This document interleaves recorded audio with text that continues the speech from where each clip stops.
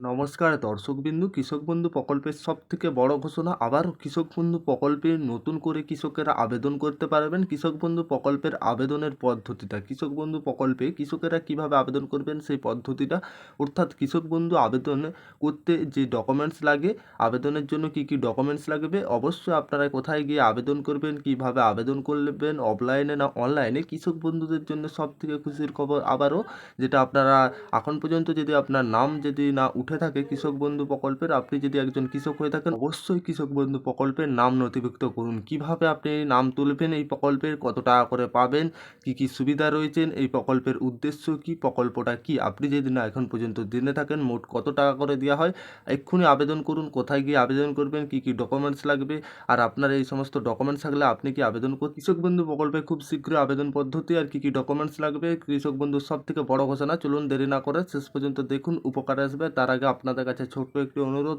আপনারা যদি আমাদের চ্যানেলে প্রথমবার এসে থাকেন, অবশ্যই চ্যানেলটিকে সাবস্ক্রাইব করে অল নোটিফিকেশন অন করে রাখবেন।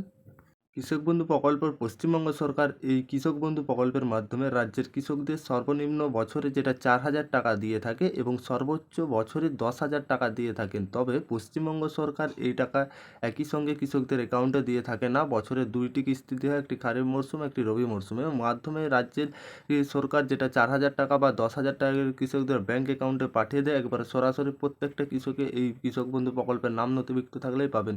আর কৃষক বন্ধু প্রকল্পের আবেদনের পদ্ধতিটা যেটা আপনাদেরকে জানিয়েছিলাম, অর্থাৎ এই কৃষক বন্ধু প্রকল্পের আবেদন করতে চাইলে আপনি প্রথমে দুয়ারে সরকার বা ব্লক অফিসে বা আপনি আপনার কৃষি দপ্তর আপনার এলাকাতে যেখানে সেখানে যাবেন, যাওয়ার পরে এরপরে সেখানে থেকে প্রকল্পের আবেদন করার একটি ফর্ম নিয়ে নেবেন। অর্থাৎ এরপর ফর্মটি আবেদন করার একদম ঠিকঠাকভাবে ফিল আপ করবেন, যে সমস্ত ডকুমেন্টস লাগেছে, অর্থাৎ সেগুলো ফিল আপ করার পরে আপনাকে ভুলভাল আছে নাকি ঠিক করে সমস্ত কিছুই দেখে নেবেন, যাচাই করে নেবেন। যাচাই করে নেওয়ার পরে ফর্মটা ঠিক যেখানেই আপনারা সংগ্রহ করবেন সেখানেই কিন্তু জমা করবেন। কৃষক বন্ধু প্রকল্পের সঙ্গে আপনাদেরকে যে ডকুমেন্টসগুলো দিতে হবে, আপনাদেরকে সে যে ফর্মটা এর সঙ্গে ডকুমেন্টস দিতে হবে Aadhaar card, voter card, mobile number, bank অ্যাকাউন্টের প্রথম পাতার জেরক্স অর্থাৎ রেকর্ড, দলিল নম্বর জমির, আপনি আর আবেদন ফর্ম, এই সমস্তগুলো ঠিকঠাকভাবে রেডি করে সমস্ত কিছু আপনি যেখানে ফর্মটা সংগ্রহ করবেন ঠিক সেখানেই ফর্মটা জমা হবে। আপনি যদি জমা করে দেন তাহলে আপনার কৃষক বন্ধু প্রকল্পে নতুন করে নাম নথিভুক্ত হয়ে যাবে, তাহলে আপনি টাকা পাবেন।